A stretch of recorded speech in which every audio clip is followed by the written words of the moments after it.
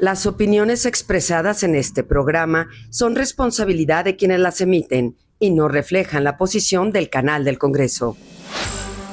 Soy César Aldama y es un gusto darle la bienvenida a Vértice Internacional, el programa especializado en asuntos internacionales del canal del Congreso, donde abordamos todos los ángulos de los temas que nos importan en México o que más deberían importarnos, como este. Hoy vamos a hablar con tres magníficos especialistas respecto de una situación que se vive en diferentes partes del mundo: el desplazamiento, la búsqueda de refugio de niñas y niños derivados de conflictos y de violencia. ¿Dónde se dan estos fenómenos? ¿Dónde se están padeciendo con mayor gravedad? ¿Cuáles son los conflictos en diferentes regiones del mundo? Pero también las categorías que se usan para determinar quién es refugiado, quién es buscador de asilo y las implicaciones que tiene para la visión que hay en nuestro país. Porque en México también vivimos situaciones similares, con causas diferentes. De todo ello vamos a hablar hoy en Vértice Internacional. Quédese, por favor.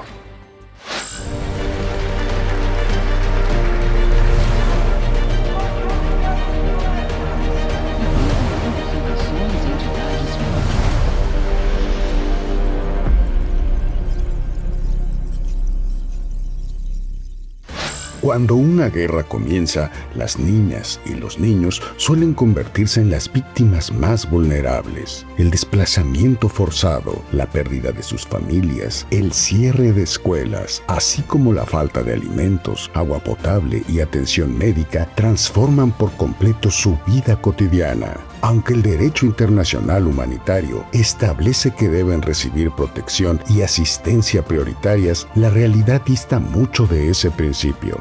De acuerdo con UNICEF, más de 473 millones de menores, es decir, 1 de cada 6 niños en el mundo, viven en zonas afectadas por conflictos armados. En este contexto, Naciones Unidas advierte que 2025 registró el mayor número de violaciones graves contra la infancia desde que se creó el mandato sobre niños y conflictos armados hace 30 años. Hoy tenemos la oportunidad de platicar para usted con tres especialistas de este tema del cual deberíamos estar hablando mucho más y que desafortunadamente se pierde cuando viene la ola de noticias terribles que tienen que ver con la violencia, con los conflictos armados y también con conflictos domésticos. Parece como si no tuvieran voz, aunque en realidad lo tienen. Muchas veces se argumenta que es por su propia protección, pero con esa intención que pareciera noble, también perdemos la importancia y la profundidad de su visión, de su sufrimiento, de su propia visión del futuro. Estamos hablando de las niñeces, ¿sí?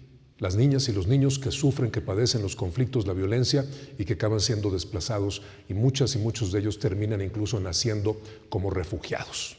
Así que tenemos que hablar de eso. Y por eso, en primer lugar, quiero agradecerles a nuestros tres especialistas por acompañarnos. Se los presento con mucho gusto. Doctor Juan Manuel Portilla, académico de la FES Acatlán, especialista en Derecho Internacional y Medio Oriente. Bienvenido. Gracias por acompañarnos. Gracias. También maestra Doraísa González, internacionalista y profesora de Política Mundial de la Universidad Nacional Autónoma de México. Gracias por estar con nosotros. Un gusto, como siempre. Y también está con nosotros el director de Comunalidades, Vida y Dignidad, AC, y activista por los derechos de las infancias, el licenciado Alan Jiménez Reynoso. Gracias por acompañarnos. Y por principio de cuentas, quisiera verificar si estamos de acuerdo en eso. Es una impresión de quienes seguimos las noticias, de quienes damos o recibimos información a nivel internacional, ¿o es verdad que las niñas y los niños prácticamente no tienen voz y sus intermediarios muchas veces solamente nos dan datos o nos hacen pensar que solo hay sufrimiento y que no hay mucho que hacer más que dedicarse a padecer junto con ellos? Comencemos contigo, por favor. Me parece que las niñeces, como bien lo mencionas, y te agradezco y reconozco ese lenguaje tan incluyente de tu parte en este programa. En efecto, las niñeces tienen voz, una voz protagónica y una voz que vale. Lo que por desgracia también está muy presente en este mundo es un mundo adultocéntrico que se niega a escucharles, que les ignora, que no es empático con los diferentes tipos de niñeces, ¿no? Que los discrimina, que los violenta y que los explota en una explotación desbordada que no solamente va en el ámbito económico, sino que pasa por todos los demás ámbitos donde una guerra, como las que actualmente estamos viendo, los conflictos, son totalmente extractivistas y donde se están basando en este método, en esta fórmula de producción de armamento, destrucción de comunidades, reconstrucción, ¿no? Entonces, en esta idea, la explotación de niñas y niños de las diferentes formas y maneras está presente ahí en este sistema capitalista. Entonces, hay una voz, pero también hay una sociedad adultocéntrica que se niega a escucharles, a tomarles en cuenta, a considerarles y a reconocerles como sujetos de derechos, como bien no se mencionaba. Doctor Portilla, bueno, ahí está, digamos, una parte del fondo de este problema que estamos viviendo todas y todos en el mundo. Pero cuando hablamos de conflictos, ¿de qué conflictos tendríamos que estar hablando? ¿Qué tipo de conflicto es el que provoca que una niña o que un niño, que un bebé nazca como refugiado? Ni siquiera nos ponemos de acuerdo en el número. El Comité Internacional de la Cruz Roja dice que son entre 40 y 120 los conflictos activos. ¿Por qué no somos precisos y qué conflictos son los que provocan que hoy estemos hablando y tratando de analizar este tema? Bueno, los conflictos son múltiples y diversos, son variados. Desde guerras internacionales típicas entre estados, guerras domésticas o civiles y a veces hasta mezcladas, ¿no? Es muy complicado, ¿no? Entonces, y si eso le agregamos también, pues hasta cierto tipo de violencia que no llega al umbral de guerra, pero sí de sufrimiento de niños, como el caso de México, otros países bajo la delincuencia, pues también habría que sumar este tipo de conflictos, ¿no? Que no llegan a guerra, ni siquiera civil, pero que estamos hablando de que también pues los niños son los que sufren, ¿no? Pero bueno, simplemente por poner el foco, yo creo que es importante. El primer día de la guerra en Irán, se bombardea una escuela de niñas deliberadamente y matan ahí, destruyen la escuela con 150 niñas y sus maestros y algunos padres de familia, ¿no? O sea, un típico crimen de guerra. De por sí los niños son personas vulnerables, son civiles, aunque también, por ejemplo, como en África, los utilizan como soldados, ¿no? Y los explotan de otra manera. A veces hay una participación activa. O en Gaza, por ejemplo, de los 70 tantos mil muertos que hay, un 40% son niños. Y no solamente muertos, heridos, huérfanos, se quedan sin escuelas, sin alimento, hay un genocidio. Lo mismo en Cisjordania también, mueren un promedio de 5 niños diarios por los colonos israelíes y el ejército, los encarcelan, violan las convenciones de derechos humanos que hay sobre la del niño, etc. Entonces, bueno, el panorama realmente es desolador, ¿no? Los conflictos armados y de otra índole, pues los que más sufren son los niños, los enfermos, las personas mayores, las mujeres embarazadas, sobre todo los niños, ¿no? Que tienen una peculiaridad pues, de vulnerabilidad que es propia, ¿no? De su naturaleza, ¿no? Claro. A ver... Cuando hablamos de conflictos, pensamos en una confrontación, o a veces, si es más amplio, una conflagración, ¿no? Regional, entre ejércitos, etc. Pero se supone que hay un sistema internacional, hay organismos que se dedican pues, a procurar hasta cierto punto que no crezcan, que se promueva la paz, que se retomen las conversaciones, que haya una solución de los conflictos que permita viabilidad posterior al conflicto en los países. Pero mientras, yo no sé si hoy podemos seguir hablando, y esa es la pregunta, de una verdadera política internacional con respecto a la atención a las niñas y los niños. ¿Está en el foco? ¿Cómo está Naciones Unidas, por ejemplo, la UNICEF? ¿Cómo está ACNUR actuando? ¿Existe una política verdadera? ¿Hay posibilidades? ¿Sigue funcionando? Y si sí, ¿ese es el camino o tenemos que cambiar algo? Hay una frase que dijo una ex alta comisionada de Derechos Humanos que dice: aquellos asuntos que vienen de refugio y de las guerras no se resuelven con ayudas humanitarias, sino con política.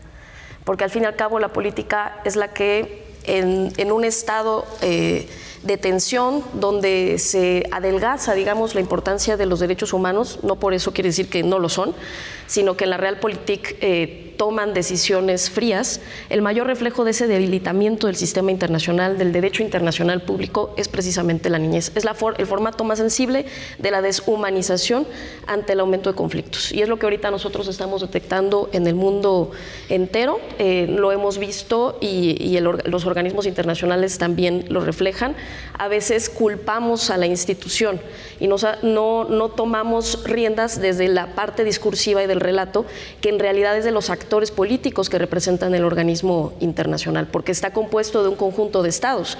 El resto son burócratas que van a tomar decisiones de acuerdo a sus capacidades institucionales. Regresando a eso, sabemos que hace poco hubo un recorte muy representativo del presupuesto de Naciones Unidas y significativamente hacia UNICEF, ACNUR, la OIM, todos estos organismos que se consideraban poco importantes. Además de eso, sabemos que tenemos un sistema wilsoniano que era los 4 policías, ¿no? Que es el Consejo de Seguridad, donde aquellos que puede decirse en la época nuclear tenían derecho a las armas nucleares, eran los policías del mundo donde podían tener el derecho a veto a la vez. Y este derecho a veto cada día ha generado más complicaciones. Lo vemos en la primera situación de nuestro siglo más reciente de quienes estamos, digamos, en esta discusión. Siria, por ejemplo, acabó destruida. Terminó, hoy en día el mayor conjunto de refugiados son los sirios, y en ese paso estamos viendo que va a llegar Palestina, toda esa región de Medio Oriente, Oriente Próximo, y también el caso de Ucrania y Rusia, ¿no? Entonces la pregunta es, ¿qué tenemos que hacer sobre eso? Pues reconocer nuevamente la fortaleza de lo que representa la voluntad del Estado, ¿sí? Y que en el discurso, la presión social hacia los jefes de Estado tenga un significado esta agenda, ¿no? Porque si no, vamos a un periodo que pareciera el antecedente a una guerra mundial donde va a haber un yo y enemigo y se pierde lo que es la otredad o el humanismo. A ver, la presión social, desde el activismo, ¿cómo se ve? ¿Sí se ve posible? ¿Qué logros ha alcanzado en tiempos recientes? Vamos a pensar en conflictos que aún están activos, porque no hay que olvidar. Pensemos en Palestina, pensemos en la Franja de Gaza, nada más. O sea, esas imágenes están muy frescas en el imaginario colectivo, están ahí en las redes sociales, los efectos de las bombas. Pero la presión social, ¿ha logrado algo recientemente que tú puedas relatarnos?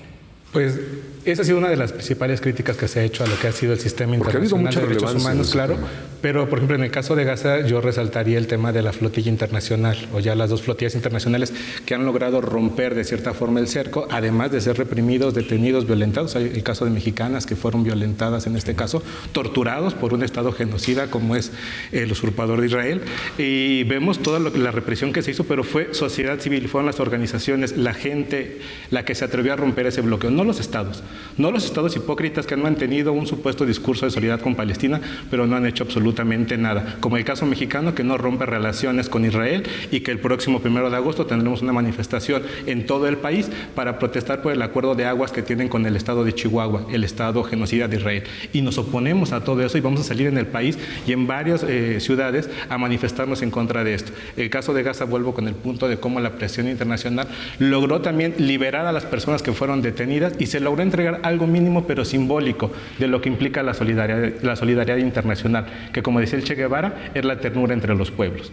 Y esa solidaridad se vio ahí rompiéndola contra un Estado que es genocida y que tiene todas las armas a su alcance, y contra eso sociedad civil desarmada, con la dignidad y la digna rabia como bandera, fue lo que lograron romper ese bloqueo que estaba teniendo Israel. Lo mismo estamos viendo también, por ejemplo, en el caso cubano, donde no hay una guerra o han habido diferentes agresiones por parte de Estados Unidos, pero ¿cuántos años ya llevan? Más de 50 años con un bloqueo económico que ha llevado a la muerte y a la afectación también de cuántas personas. Actualmente, debido al bloqueo económico y al bloqueo y a los apagones que surgen en Cuba, tenemos, por ejemplo, niñas y niños o las niñeces con cáncer que están reduciendo su esperanza de vida de 85% a 65%.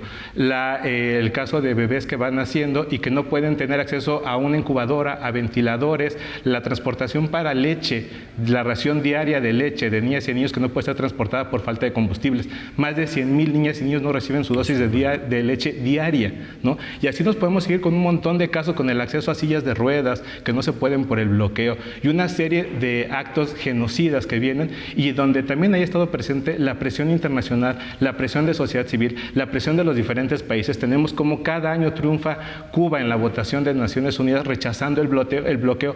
Hay una presión social, hay una presión internacional, hay una presión mundial. El mundo solidarizándose con Cuba ante este bloqueo y tratando de romper ese bloqueo de una u otra forma. Entonces, sí hay logros de parte de sociedad civil, sí hay logros de parte de la sociedad organizada, son mínimos. También hay que tomar en cuenta que sufrimos ataques constantemente cuando hemos salido a levantar la voz, a denunciar lo que está pasando por parte de los estados. Y siguen siendo los enfermeros, la gente de salud los que están muriendo, estos niños, como mencionaba el doctor hace rato, que son asesinados de manera directa por el ejército de Israel, y toda esta violencia que están viviendo ellos, que nos queda claro cómo se vive esa represión, pero también estamos de acuerdo que esta digna rabia tiene que salir a gritar todo eso que están callando estos estados hipócritas, y que los pueblos de Palestina que están viendo opresión como Cuba, Palestina, Siria, diferentes, necesitan también de estas voces fuera de estos bloqueos. Claro, a ver, nada más antes del corte, doctor, tú que revisas diario información de Medio Oriente, hablando del caso Palestina, y retomo ese caso porque ha sido quizá el que ha tenido mayor cobertura,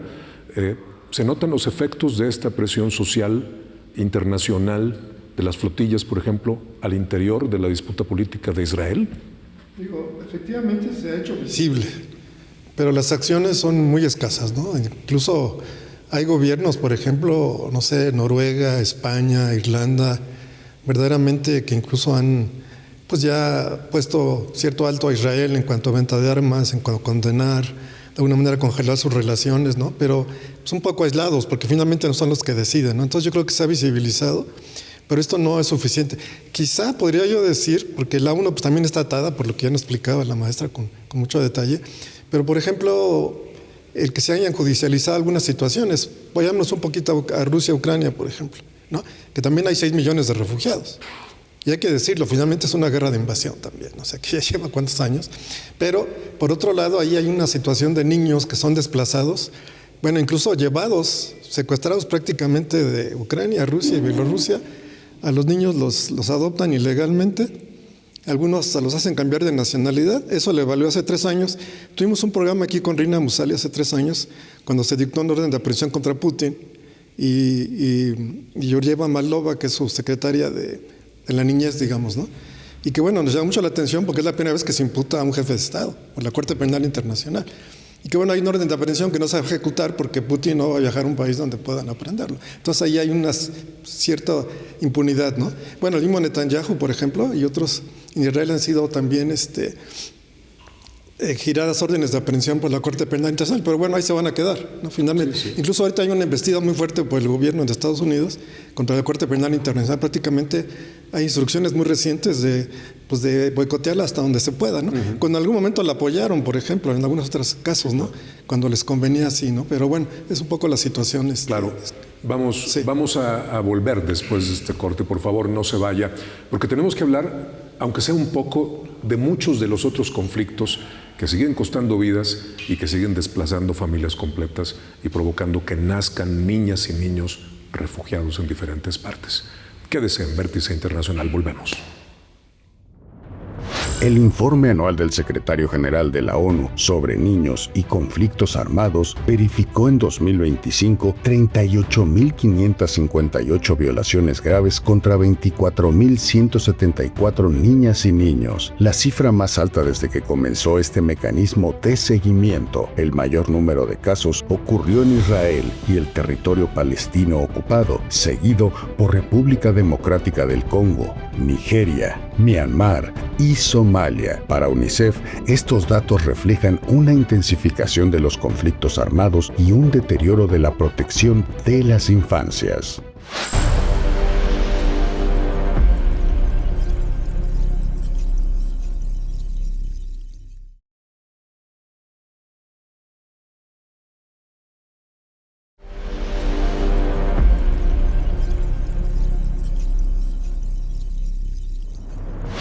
De acuerdo con UNICEF, la protección jurídica de la infancia está respaldada principalmente por la Convención sobre los Derechos del Niño y su protocolo facultativo relativo a la participación de los niños en conflictos armados. A ello se suman los convenios de Ginebra y el Estatuto de Roma de la Corte Penal Internacional, los cuales consideran crímenes de guerra actos como el reclutamiento de menores de 15 años o los ataques deliberados contra escuelas y hospitales. Sin embargo, hacer cumplir estas normas sigue siendo uno de los mayores desafíos. Ante el incremento de la violencia, la representante especial del Secretario General de las Naciones Unidas para los Niños y los Conflictos Armados, Vanessa Fraser, reiteró que proteger a las infancias durante una guerra no es solo un compromiso moral, sino una obligación jurídica de los estados. Muchas gracias por continuar con nosotros en el canal del Congreso en Vértice Internacional. Vamos ahora a hablar un poco más de los otros conflictos, porque los medios muchas veces funcionan así, ¿no? Dictan en qué es lo que tenemos que poner la atención y nos perdemos muchísimo de lo que sucede en el mundo. Ya comentábamos con respecto, por supuesto, al drama en Palestina, en Medio Oriente en general, la situación en Irán también podemos abordarla. Empezábamos a tocar Ucrania, pero hay muchos otros frentes donde hay conflicto, hay violencia y por lo tanto hay desplazamiento y niñas y niños que sufren las consecuencias. Maestra, por favor, coméntanos 2 o 3 más de los relevantes. Todos lo son, sí, en pero realidad, los que debemos poner la atención. Muchas gracias. Yo creo que, bueno, estamos, es algo que se ha platicado en algunos otros espacios e instancias, creo que estamos en otra segunda guerra fría, el cual tenemos un polvorín de conflictos alrededor de distintas regiones que al final se están disputando asuntos entre potencias. No estamos paulatinamente en eso y esperemos que, como mencioné antes del anuncio, no pasemos a una Segunda Guerra Mundial. Pero de los más llamativos en cuanto a refugiados, pues tenemos el caso de África, no mencionado. Sudán es uno de los casos que más ha llamado la atención en estos momentos, aunque en general toda la región de África pues están teniendo muchos problemas que a veces inclusive se pierden del relato de las Naciones Unidas, ¿no? Queda desaparecido a menos que sea alguien que sea un especialista de la región, pero ya no es algo del asunto o del vox populi, ¿no? Hoy en día tenemos precisamente estos, Palestina, Ucrania, pero perdemos el sentido de los demás, ¿no? Y sobre eso también es importante mencionar, ¿no? Quizá como mencionó el doctor y que va a profundizar un poco más en materia climática, pues sí es uno de ellos y ya se catalogó como refugiados a quienes estén con un problema de cambio climático y traslados por fenómenos naturales, pero también hay algo que ha sido un tema tabú y uno no puede comparar peras con manzanas, pero sí es importante mencionar que es aquellos que corren y tienen que salir de sus países por el crimen organizado, ¿no? Que también, o crimen transnacionalizado sería la palabra indicada, que cada día pues también está afectando más. Esto ha provocado en regiones como América y en algunos otros sitios, porque es un crimen, es algo natural, o sea, es un actor nuevo que tenemos alrededor en este siglo XXI, ha triplicado la cifra de niñez migrante, ¿sí? O sea, hoy en día estamos casi llegando al punto de que sea 1 por cada 3 de refugiados, o sea, de niñez. O sea, esto es muy peligroso porque además esa niña, un niño que va a trasladarse va a estar en situaciones muy vulnerables o va a inquirir como los niños soldado o aquellos que son utilizados por el crimen organizado, van a terminar en una situación bastante terrible, ¿no? De acuerdo al ACNUR, Alan, son más de 300,000 las niñas y los niños, los bebés, pues, que acaban naciendo en situación de refugiados. O sea, desde el nacimiento ya no tienen patria y el lugar donde su familia desarrolló normalmente su vida dejó de existir como una posibilidad para ellas y ellos. ¿Qué es lo que pierden los niños? Ponnos en el centro. Ahí están los dramas de los conflictos y todo lo que en los medios y en las redes sociales se difunde. Pero ¿qué es lo que viven en la intimidad? ¿Qué es lo que pierden las niñas y los niños? Bueno, son muchas cosas y para empezar, la condición digna como tal de persona, incluso el concepto de refugiado no lo alcanza todo el mundo, no lo tiene todo el mundo, hay que hacer una solicitud, hay que tenerlo, hay que tener una documentación oficial, porque esa documentación oficial, como dices, de ACNUR, te va a dar una apertura a cierto tipo de derechos, pero eso sería un privilegio. Hablamos de una condición crítica en este momento y tener la condición de refugiado, por ejemplo, en este país actualmente, es un privilegio.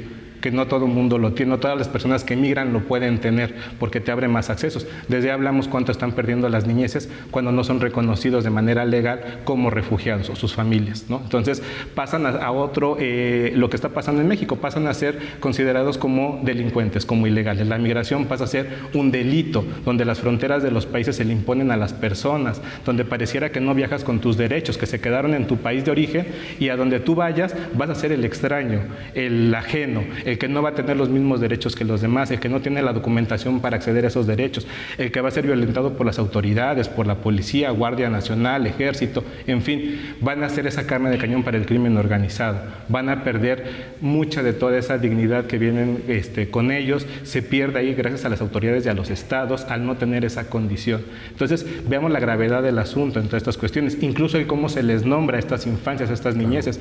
Yo y diferentes organizaciones, bueno, al formar parte de las organizaciones, estamos muy en contra también de cómo se vuelve a revictimizar con el concepto de niño soldado. Sabemos que es un concepto también muy difundido, pero más bien son niñas y niños o niñeces participando en conflictos armados, pero ellos no son soldados, están siendo obligados a realizar actividades que los ponen en riesgo su propia vida, la de otras personas, y como ha ocurrido en el caso mexicano y diferentes casos, el decir que son reclutados, por no decir que son secuestrados, que son obligados, que son forzados a consumir sustancias, a agredir, a disparar, a que si no aprenden a disparar se les va a disparar a ellos, a que pueden ser fusilados como el resto de sus comunidades. En fin, son muchas presiones que es distinto a quien va y se alista como un soldado para participar en un conflicto armado. Es muy distinto, y con las niñeces hay que considerarlo así, porque si no los colocamos al mismo nivel que un soldado que participa en esto, y ellos no están siendo parte de todo esto. Y ya nada más para puntualizar ahí, sí me gustaría decir que dentro de todos estos conflictos que puede haber diferentes en todo el país,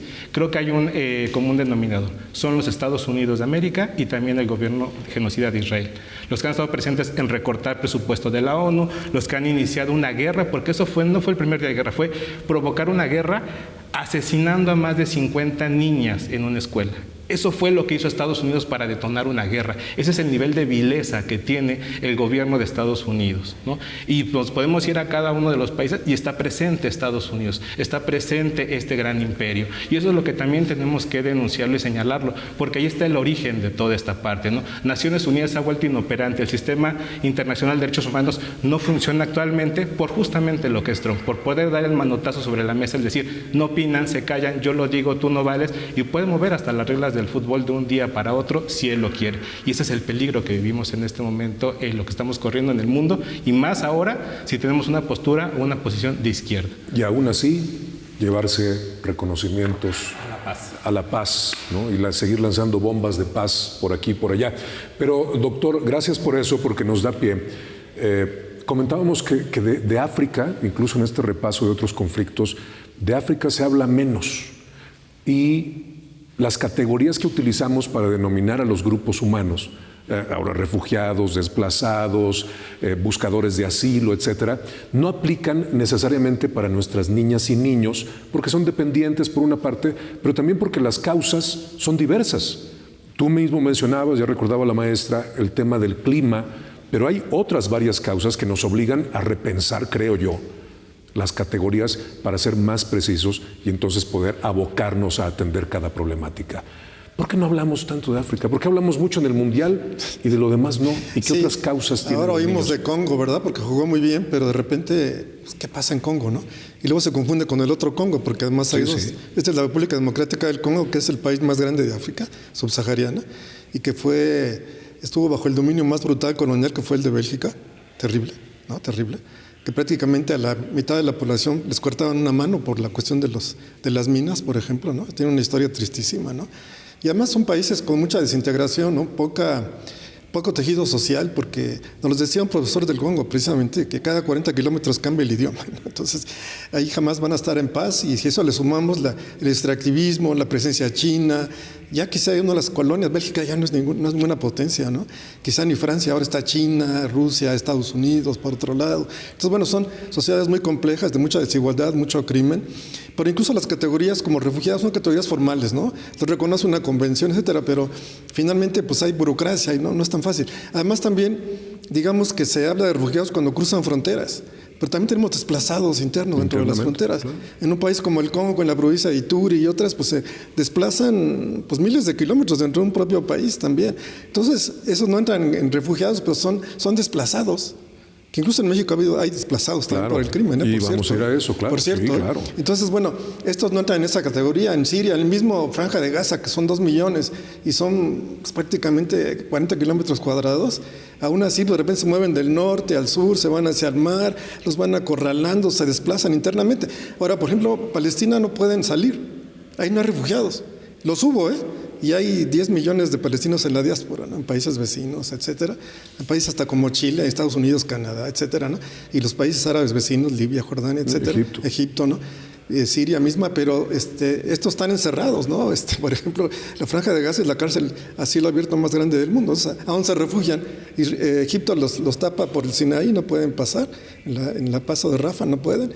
Israel los tapona, les controla el mar, no tienen a dónde irse. Ni siquiera pueden aspirar a la cantidad de refugiados. Hay un plan por ahí de llevárselos a África o llevarlos a algún lugar. Ya hay planes ahí terribles, ¿no? De evacuar a la población, lo cual es un crimen de guerra y los niños sufren también, por supuesto, ¿no? Entonces, bueno, habría que pensar también en esta situación justamente de hay quienes no califican como refugiados, por igual sufran, ¿no? Incluso dentro de sus fronteras, ¿no? Sí, por supuesto. Y justo eso nos da pie. A ver, ¿por qué hay que hablar de México? México es parte importante, además, de la comunidad internacional.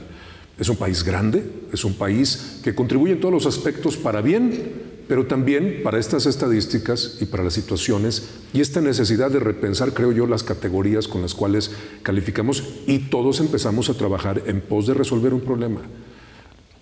¿Cuáles son las contribuciones a este tema desde México? No contribuciones, perdón, sino las malas noticias, las cosas que vivimos, que a veces no asumimos, pero que forman parte de este problema internacional. Somos un país de tránsito. La cultura mexicana y retomando el mundial ha permitido que muchas nacionalidades vengan, ¿no?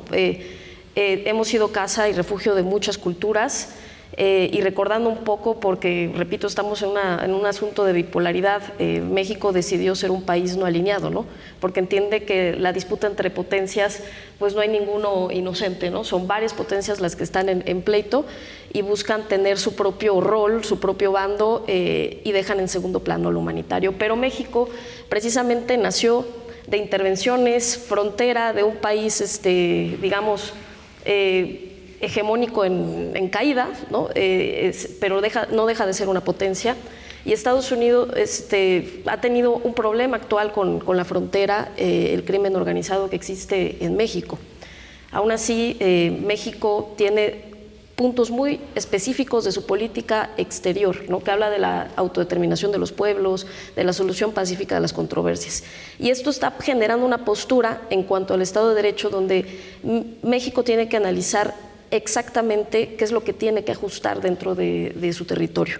Si estamos hablando ahorita del crimen organizado, creo que es un asunto, una problemática de muchos andamiajes, entrelazado con muchas cosas. No es algo sencillo de resolver, pero tiene que entrar ahí un asunto que tiene que ver con la participación que pueda existir de las autoridades, el flujo económico ilícito que puede, digamos, doblegar demasiadas voluntades, ¿no? Es algo importante que nosotros tenemos que trabajar y creo que para la época que estamos pasando, porque estamos en una tensión, que vemos en Estados Unidos, quiere preservar su seguridad hemisférica. Así igual lo está haciendo China, lo está haciendo Rusia, quieren preservar su espacio vital. Y en ese ámbito creo que está el discurso de por qué exagerar en la cuestión de la frontera, exagerar comparado con otras administraciones, ¿no? Es porque estamos en un punto de inflexión con otra clase de conflictos, ¿no? Y más allá de eso, pues México tiene que ser, no puede ser lumbrera de afuera de la calle y oscuridad en su casa, ¿no? Debe generar una compostura, porque vienen tiempos que pues, también, si quieres ser refugiado, pues debes tener una estabilidad interna. Por supuesto. A ver, otra vez, es muy interesante y usted lo está viendo, como cuando hacemos el análisis, pues salen temas relevantes, repito, interesantes, dignos de analizarse y de compartirse, pero volvemos a perder el foco de manera muy fácil, porque acá las niñas y los niños no tienen una opinión en todo esto, son sus interlocutores.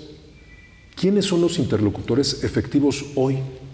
¿Ustedes los tienen ubicados desde la sociedad civil? Nosotros para las niñas y los niños. De sociedad civil, lo que promovemos justamente es que se dé en primera instancia la voz de niñas y niños, de las niñeces, que se coloque en el centro, que se escuche. Para eso promovemos diferentes metodologías, invitando a las autoridades a que, por ejemplo, se cuestionen qué estoy haciendo para garantizar el derecho de niñas y niños refugiados o desplazados dentro del país y por qué lo estoy haciendo de esa forma. Esas dos preguntas sería interesante que se las respondieran a niñas y niños, que se dialogara con ellas y con ellos. Voz la tienen, vuelvo al punto, lo que no existe es la disposición de los adultos, de las instituciones adultocéntricas para escuchar a niñas y niños. Se les quiere escuchar a las niñeces desde este concepto eurocéntrico burgués de lo que es el niño, de que tiene que estar institucionalizado, bonito, cumplir con ciertas edades, pero no se entiende que hay diferentes tipos de niñeces.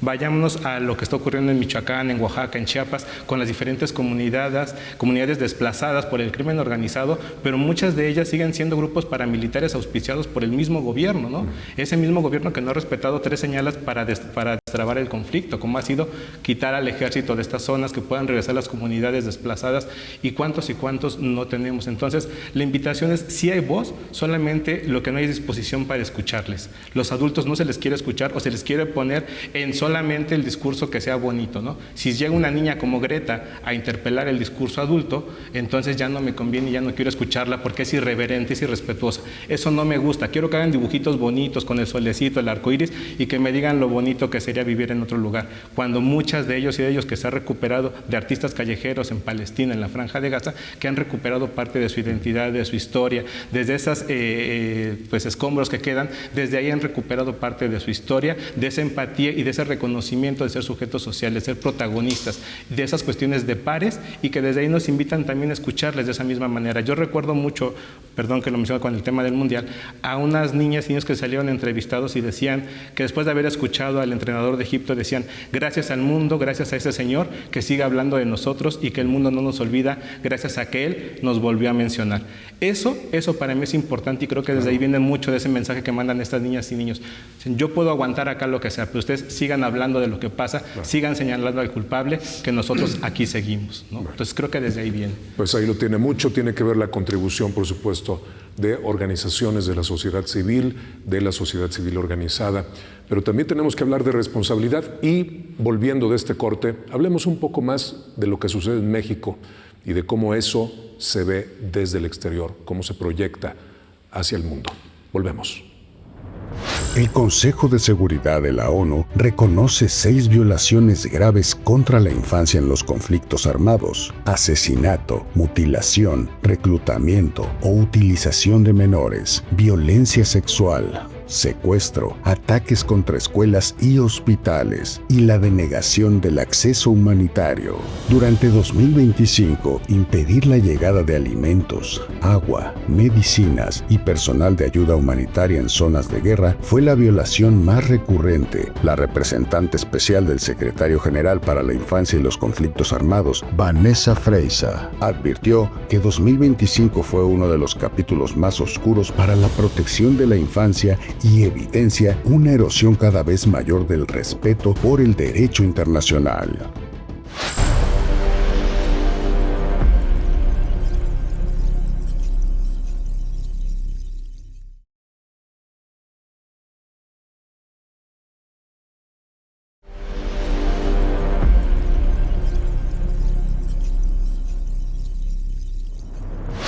El informe 2025 de Naciones Unidas advierte que el uso de drones armados, armas explosivas en zonas densamente pobladas y sistemas de inteligencia artificial para seleccionar objetivos ha incrementado el riesgo para la población civil, especialmente para la infancia. Al mismo tiempo, documenta que, por primera vez en los 30 años del mandato sobre niños y conflictos armados, las fuerzas gubernamentales fueron responsables de la mayoría de las violaciones violaciones graves contra la infancia. Según la ONU, esto ocurrió porque muchas operaciones militares ignoraron los principios de distinción y proporcionalidad del derecho internacional humanitario, provocando ataques contra escuelas, hospitales y bloqueando el acceso a la ayuda humanitaria. En la misma línea, la organización Save the Children advierte que los gobiernos ya no pueden atribuir estas violaciones únicamente a grupos armados, pues son los propios estados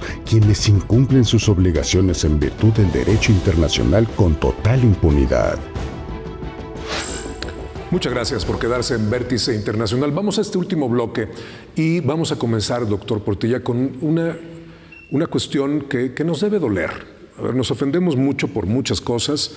El Mundial nos acaba de dejar muestras pues, hasta de risa, la verdad. Y hay situaciones tremendas que vivimos en el país y que viven nuestras niñas y nuestros niños. Traías a la mesa un tema muy interesante que es el desplazamiento de las niñas y los niños no acompañados, los que buscan cruzar la frontera. Pero no solamente hacia el norte, sino de que, como efecto de conflictos locales, en Chiapas hemos tenido casos de niñas, niños y familias que se van a Guatemala. Coméntanos con respecto a esas situaciones locales, domésticas. De pronto nos parece el mundo al revés, porque estábamos acostumbrados a que el flujo era hacia México, ¿no? Porque, bueno, evidentemente en Centroamérica hubo conflictos, hay problemas ambientales, de los maras, en fin, es muy complicado. Y esto hacía que pues entraban por Chiapas, ¿no? Es además una frontera tan porosa, ¿no? También. Y la corrupción, ¿no? En las fronteras, las autoridades locales, estatales, migración, verdaderamente a veces no distingues entre policía y gobierno, ¿no? O entre el ejército. Entonces también es un problema pues de la crisis de las instituciones, ¿no? Que verdaderamente ya no sabes de qué lado están también, sinceramente, ¿no? Y bueno, hacia el norte pues también, ¿no?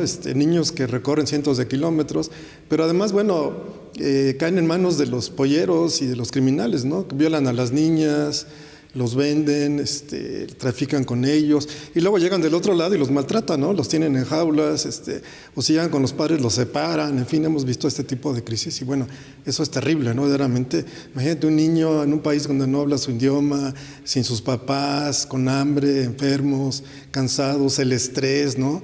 Y aún así cuando logran recuperarse, pues no es del todo, porque hay un estrés postraumático, ¿no? Entonces yo creo que también va un poco por ahí, ¿no?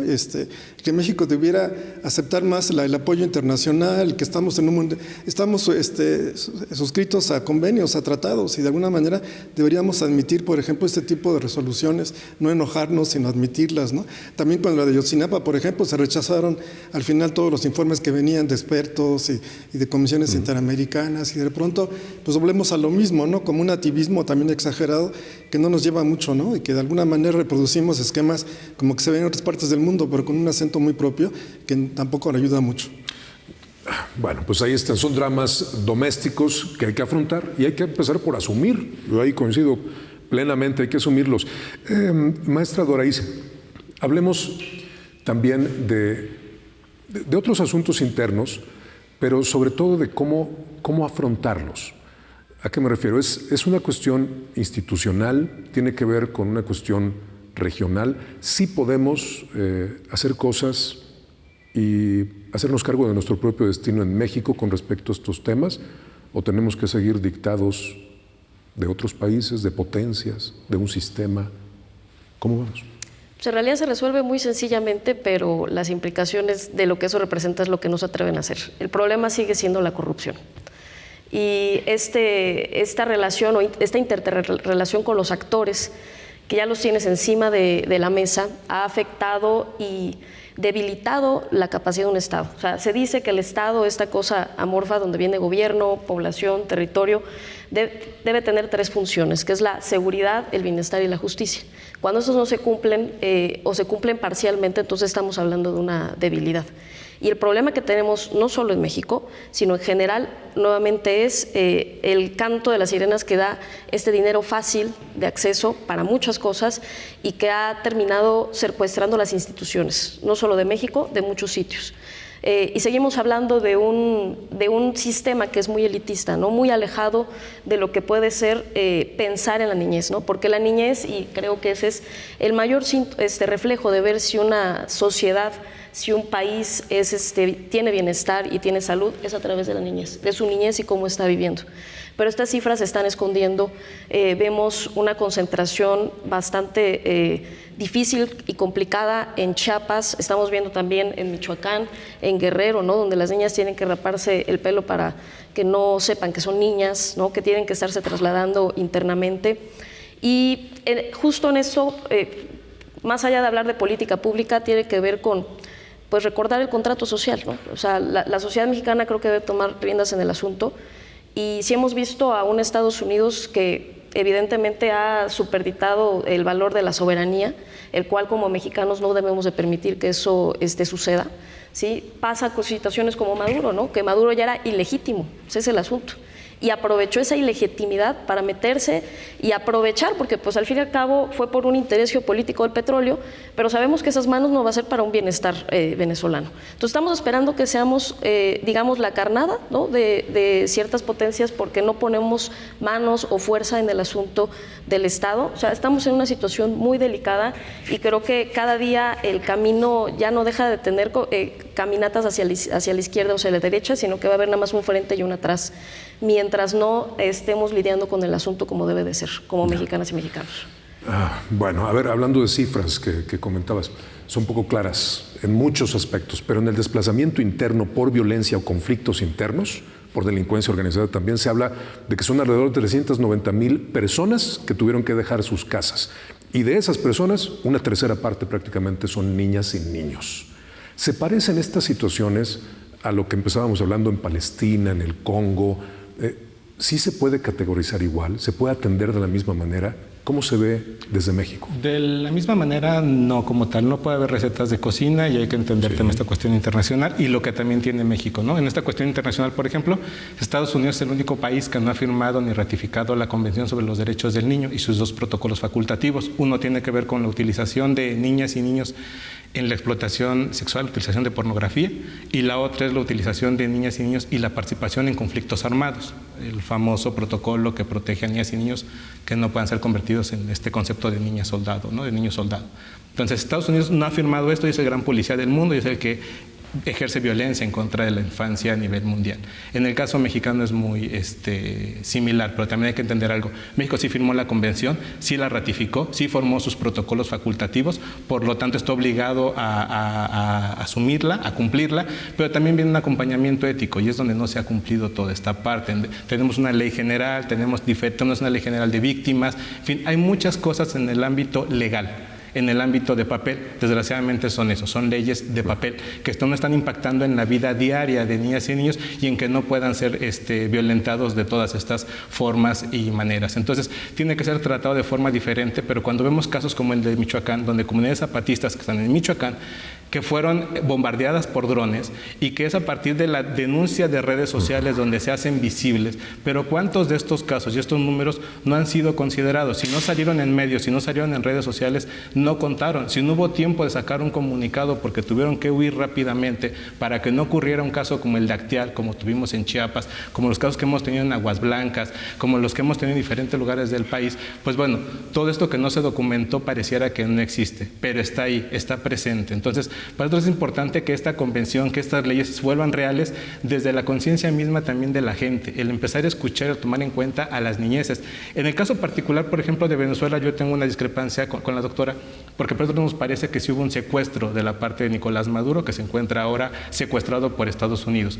Pero tenemos toda la base, en el caso particular que conocemos de organizaciones como la CORENAT, que es la Coordinadora Regional de Niñas y Niños Trabajadores de Venezuela, que participa en diferentes regiones y que ahora están articulando toda la ayuda y el tratamiento para apoyar a niñas y niños del terremoto de La Guaira y de Caracas, desde una cuestión de enfoque de derechos y desde pares, desde donde ellos como colectivos han empezado a hacer toda la cuestión de repartir la ayuda, de hacer los censos, de ver de investigar ellos desde redes sociales qué pasó con las familias de ciertas niñas y niños para poderlos encontrar y que se puedan vincular. Ese es el trabajo que están haciendo desde lo que se llaman las comunas en Venezuela, que sigue funcionando y que es parte del proyecto chavista de defensa de los derechos que también ha estado presente en Venezuela Venezuela, y que hay que recordar que Venezuela tiene la ley más importante y también más que incluye derechos humanos en cuestión de niñas y de niños. Por ejemplo, ellos reconocen los 4 crímenes de lesa humanidad como parte de su constitución para que puedan ser tipificados como delitos y sancionados por las autoridades. México no tiene eso.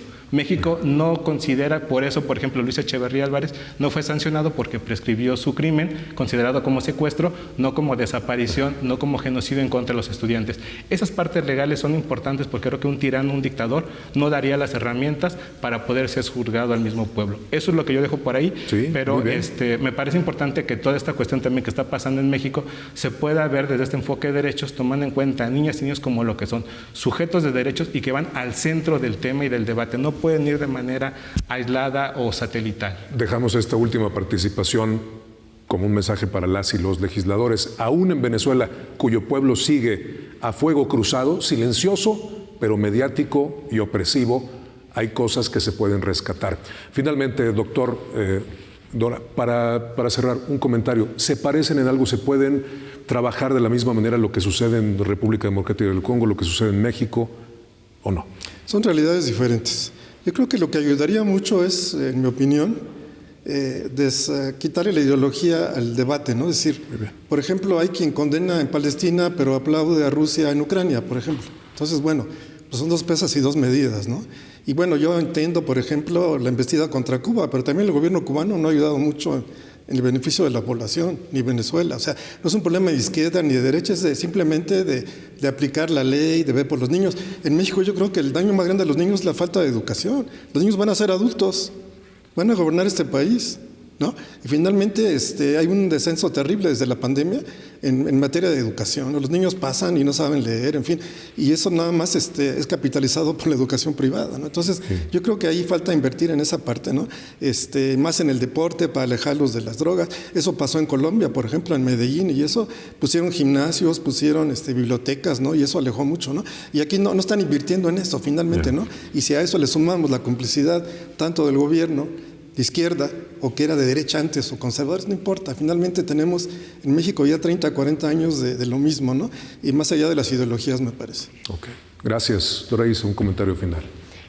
Considero que sí, en el caso de nuestro continente es la inseguridad y el contubernio con las autoridades de distintos tipos, lo estoy dejando nada más así, y que requiere desarrollarse oportunidades, porque son de las 2 manos. Por un lado, tienes ya un grupo muy cooptado, que es por la fuerza, pero también no existió oportunidades en ese sitio, y pues el segundo empleador es el crimen organizado en nuestro país, ¿no? De acuerdo a ciertos informes.